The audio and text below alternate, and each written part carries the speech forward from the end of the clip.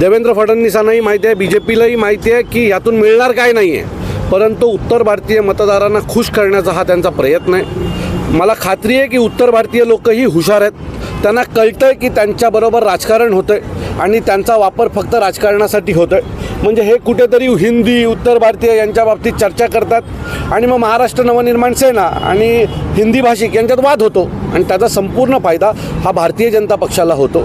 आणि भारतीय जनता पक्ष हे सगळं जे करते ते फक्त आणि फक्त हिंदी भाषिक लोकांच्या मतासाठी, त्यांना त्यांच्याशी कुठल्याही प्रकारचं घेणं देणं नाही, त्यांना मार खायला लागतं आहे, त्यांना अडचणी सहन कराव्या लागतात, याच्याशी काही घेणं देणं नाही, त्यांना फक्त हिंदी भाषिकांची मतं पाहिजेत आणि त्याच्यासाठी हा केलेला अट्टास आहे। सध्या तरी मी वैयक्तिक एकच विचार करतो की जिथे सदावर्ते भेटेल त्याला तिथेच ठोकायचं।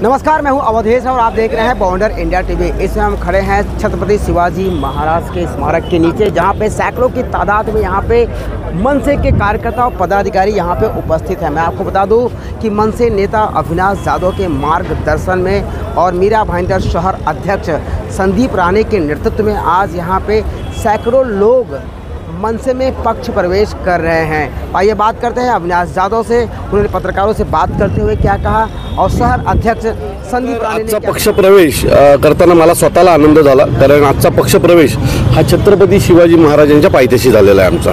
सो येणारे प्रत्येक लोक ही छत्रपती शिवाजी महाराजांना प्रेरित होऊन मनसेत काम करतील, त्यांचं ज्या पद्धतीचं काम होतं तशा प्रकारचं काम करण्याचं पक्षात प्रयत्न करतील। संदीप राणे आमचे मागील अनेक वर्षापासून मीरा भाईंदरमध्ये उत्तम काम करतात। शहर अध्यक्ष झाल्यापासून त्यांनी त्यांच्या कामाची उंची प्रचंड मोठ्या प्रमाणात वाढवलेली आहे। महाराष्ट्र नवनिर्माण सेनेमध्ये विविध भागातून येणाऱ्या लोकांची संख्या ही मोठ्या प्रमाणात वाढलेली आहे। मीरा भाईंदर हे संमिश्र शहर आहे, त्यात विविध जातीची विविध धर्माची लोक राहतात। या सगळ्यांना एकत्र करण्याचं काम संदीप राणेंच्या माध्यमातून होत आहे। मला खात्री आहे की येणाऱ्या निवडणुकीमध्ये संदीप राणे यांच्या नेतृत्वात महाराष्ट्र नवनिर्माण सेनेचे जास्तीत जास्त नगरसेवक निवडून आल्याशिवाय राहणार नाही। नक्कीच आता 5 तारखेला जे मोठं आंदोलन होणार आहे, मीरा भाईंदरकरांना काय आव्हान करा? मला असं वाटतं की ज्याचं मराठीवर प्रेम आहे त्याला कोणाला आम्हाला सांगायची गरज लागली नाही पाहिजे, तो स्वतःहून त्या ह्याला पोचलं पाहिजे। काल एक उदाहरण म्हणून तुम्हाला सांगतो, काल मी एका TV शोला जात होतो आणि अचानक एका सिग्नलला मी थांबलो असताना एक रिक्षावाला रिक्षातून उतरला आणि माझी खिडकी वाजवली। मी काच खाली केल्यावर मला तो म्हणाला 5 तारखेला भेटूयाच। सो ह्याच्यासाठी त्या रिक्षावाल्याला काय आम्ही आमंत्रण पत्रिका दिली नव्हती। ज्याचं मराठीवर प्रेम आहे, ज्याला वाटते की आपली भाषा टिकली पाहिजे, अशा प्रत्येकाने तिथे आलं पाहिजे। सो जो स्वतःला मराठी समजतो, ज्यांनी मराठी आईच्या पोटातून जन्म घेतला असा प्रत्येक माणूस हा तिथे येईल याची आम्हाला पूर्ण खात्री आहे। सर, सदावर्ते नेहमी याच्यावरती अपवाद करतात, याच्यावरती शाब्दिक उल्लंघन करतात आणि काल तुम्ही मी तुम्हाला सांगतो, तो एक नंबरचा फाट्या माणूस आहे। मी ज्या वेळेला काल TV शोला गेलो त्या चॅनलवाल्याने त्यांना सांगितलं नव्हतं मी येणार आहे।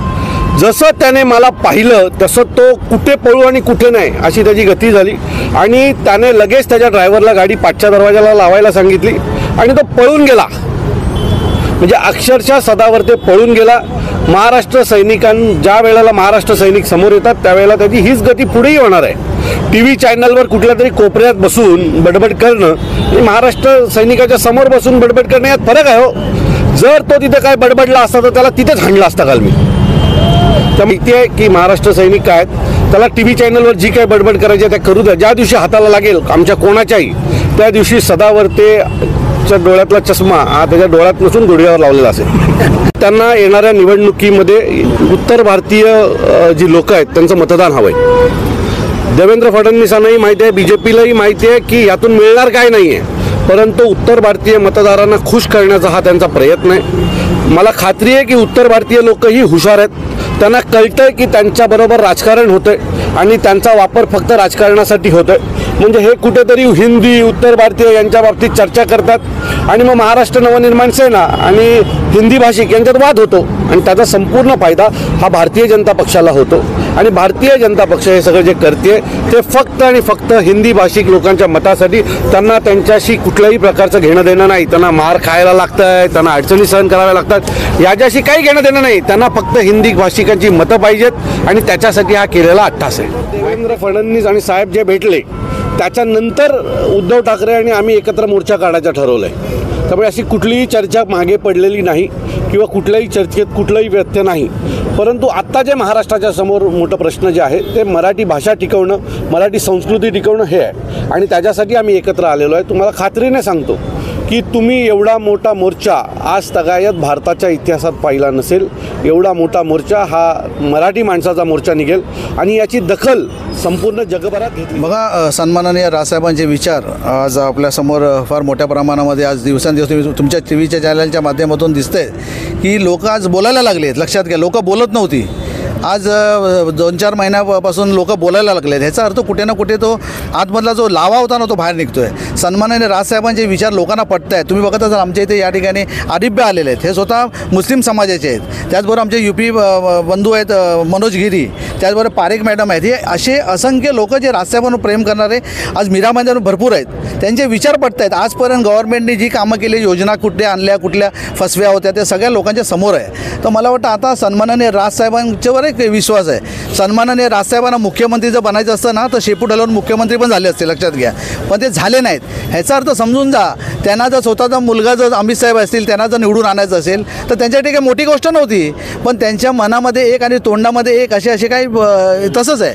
त्यामुळे तोंडावर एक आणि पोटावर एक अशा भूमिका त्याची नसल्यामुळे मला वाटतं सन्माननीय राजसाहेबांचे विचार लोकांना पटत आहेत. आणि दिवसांदिवस तुम्ही बघाल आता पुढच्या आठवड्यामध्ये पण आम्ही बघा फार मोठा प्रवेश घेतोय. लक्षात घ्या, आम्ही तुमच्या माध्यमातून आज पण बोलतो. परप्रांतीय या ठिकाणी येतात, बेकायदेशीर धंदे करतात. तर महाराष्ट्र लोकांनी का करू नये? तर आम्ही आवाहन करतोय लोकांना, मीरा भाईंदरच्या जे लोक आहे तुम्ही बिंदास लावा. जसं ते चालत असेल तर आपण पण चालणार. लक्षात घ्या, त्यामुळे रिक्षा चालक असू दे, फेरीवाले असू दे, कुठले पण व्यवसाय करत असेल, पोटा पाण्याचे जे करत असतील त्यांचं आमचं समर्थन आहे. आणि मोठ्या प्रमाणामध्ये राजसाहेबांचे विचार घरोघरी पोचतील आणि मीरा भाईंदर फार मोठ्या प्रमाणामध्ये या पुढे पण पक्षप्रवेश तुम्हाला दिसतील, हे तुमच्या माध्यमातून सांगतो. सर, मीरा भाईंदर महानगरपालिकेच्या हद्दीमध्ये जे फेरीवाले जे आदिवासी बायका बसतात, जे भाज्या विकायला, महानगरपालिका सांगते की त्यांच्याकडनं 1ही रुपया गोळा केला जाणार नाही. पण जे कंत्राटदार आहे ते जबरदस्तीने त्यांच्याकडनं पैसे गोळा करतात. त्यांच्याबद्दल काय बोला? एक लक्षात घ्या, महानगरपालिकेच्या अधिकाऱ्यांना उद्या माझ्याकडनं पत्र जाणार आहे. जर मराठी बांधव कुठलाही असू दे, आदिवासी समाज असू दे, गवळी समाज असू दे किंवा चर्माकार असू दे, कोणी असू दे, त्यांच्यावर जे अन्याय झाला आणि परप्रांताला वेगळी वागणूक तुम्ही जर देत असाल आणि आम्हाला सावत्र जर वागणूक देत असाल तर तसंच्या तसं उत्तर दिलं जाईल. आणि अधिकाऱ्यांना ना तसंच्या तसं उत्तर देऊन आणि त्यांना पण आम्ही त्यांची जागा दाखवू, हे पण तुमच्या या माध्यमातून सांगतो. कसं आहे की माझं नाव आहे आरिफ शेख. मी महाराष्ट्र वाहतूक सेनेला सरचिटणीस आहे. पूर्ण महाराष्ट्राची वाहतूक संघटना मी पूर्ण बघतो. आणि आज या ठिकाणी वाहतूक सेनेमध्ये खूप लोकांचा प्रवेश आहे. त्या ठिकाणी आमचे इकडचे शहर अध्यक्ष आमचे संदीप राणे आणि आमचे बाकीचे डांबरे आहेत, संदीप आहेत. त्या ठिकाणी आम्ही सर्व त्या ठिकाणी पक्षप्रवेश घेतलेला आहे. एवढा आहे. आता तुम्हीच बघतायत, आणखीन तरी कितीतरी लोक येत आहेत. मला फोन पण आले, अरे पे आम्ही येतोय. तर कमीत कमी 150 ते 200 लोक या ठिकाणी पक्षप्रवेश या ठिकाणी घेणार. कि गाय वाले कमाई कर रहे, गाय वाले कमाई कर रहे, कितना कर रहे? मेरा एक सवाल है कि कितना कर रहे कमाई? क्या उसने बंगला बना लिया? क्या उसने गाड़ी खरीद ली? क्या कमाने का हक किसी को नहीं है? एक फुटपाथ पे बैठने वाले अगर गाय वाले अगर दिन का 200-300 जो भी लेके जाते हैं, कुछ भी है, तबेले वाले की कमाई है, तबेले वाले की कमाई है, इसकी कमाई, अरे रोजी है, सबकी रोजी है। मीरा भाईंदर में जो भी है, राजकारण पार्टी जो कोई भी है, उससे मेरी रिक्वेस्ट है कि गाय वाले को जगह दे। जो 95 परिवार है, वो परिवार आज बिना रोजी का क्या करेंगे? तो प्लीज मेरी सबसे रिक्वेस्ट है कि ये चीज में सहाय कीजिए। और संदीप भाई से मेरा कांटेक्ट हुआ है, और महिला मंडल ये कविता जी भी है, मैडम डॉक्टर भी है, उसने हमें बोला कि ये इस चीज पे हम लोग श्योर हमको सॉल्यूशन लाएंगे। तो मैं आशा रखती हूँ कि ये सारी पार्टियां हैं जो सपोर्ट करे और समझे। नमस्कार बंधु, जय महाराष्ट्र। मैं मनोज गिरी, मैं फिल्म लाइन में प्रोड्यूसर डायरेक्टर हूँ। और आज मैं यहाँ हूँ, राज साहब का जो भाषण है, राज साहब ने जो अभी आंदोलन चलाया है हिंदी के लिए। मैं भी यूपी से हूँ, लेकिन मैं यूपी मेरी जन्मभूमि है, पर यहाँ मुंबई मेरी कर्मभूमि है। और हर किसी को अपने कर्मभूमि और जन्मभूमि का महत्व समझना चाहिए। यहाँ कर्म करते हैं। अगर राज साहब ने जो आंदोलन चलाया है कि अगर हिंदी मतलब फर्स्ट ऑलरेडी 5th क्लास से है, यहाँ पे फर्स्ट से कंपलसरी करना, बच्चों के ऊपर ऑलरेडी बहुत ज़्यादा लोड है, बस्ते हैवी लेके जाते हैं उन लोग। और मैं इसका एग्जांपल देना चाहता हूँ कि जैसे हर स्टेट अपने लैंग्वेज को, अपनी भाषा को प्रमोट करता है। चाहे वो गुजरात हो, गुजरात में कंपलसरी नहीं है, चाहे बेंगलोर हो। मैं डायरेक्टर हूँ, मैं हर जगह घूमता रहता हूँ, हर स्टेट इंडिया का ऑलमोस्ट घूमा हूँ। तो मैंने देखा कि हर जगह पे अगर मैं बोलता हूँ मैं यूपी वाला हूँ, अगर मैं यूपी में जाऊँ तो वहाँ पे मराठी कंपलसरी नहीं है, गुजराती कंपलसरी नहीं है, कन्नड़ कंपलसरी नहीं है, तमिल कंपलसरी नहीं है। वैसे ही अगर हम महाराष्ट्र में हैं तो जहाँ पे आप रहते हो, जिस प्रदेश में रहते हो, उस भाषा के, उस प्रदेश की भाषा, संस्कृति, उसका सम्मान करना, उसके प्रति आदर दिखाना और उसका वर्चस्व रखना, कायम रखना, ये हमारा फर्ज है। तो इसलिए मैं बोलता हूँ कि जहाँ पे रह रहे हो, जिस प्रदेश में हो, उस प्रदेश की भाषा को महत्व दो, उसकी इज्जत करो और उनके साथ मिलके कंधे से कंधे मिला के रहो। राजनीति करके, फालतू करके, पंचायत करके माहौल खराब करने की कोशिश ना की जाए।